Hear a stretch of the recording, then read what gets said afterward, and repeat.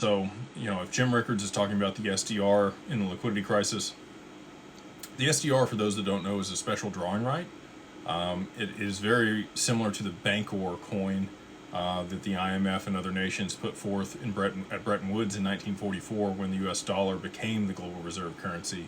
And we backed it with gold, and then over time, obviously, 1971, Nixon took us off the gold standard, closed the gold window, which never reopened, and then we've had floating exchange rates ever since. The SDR is a basket of currencies. It's weighted based on GDP of nations, and they would dole out whatever currency was required in order to be able to shore up a financial system. As a liquidity provider or a lender of last resort, the Fed kind of sits in that position today, as the global reserve currency. Still hanging on is the dollar, but in a multipolar world, I do think the special drawing right would be the solution. But you would need a way to be able to exchange value very quickly.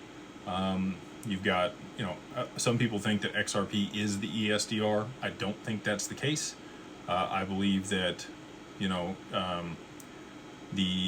ESDR will still be the basket of those currencies, and XRP will be the exchange rate peg, which was an abbreviation that the IMF put out in 2014 in their paper.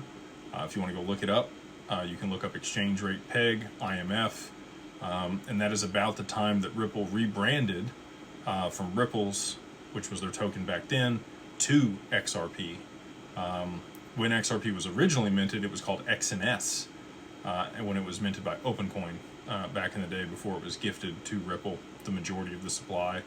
And then obviously 20% was kept for the founders, and many of those have been sold off over the years. But Brad and Chris and a few others still have pretty significant holdings worth of XRP. All right.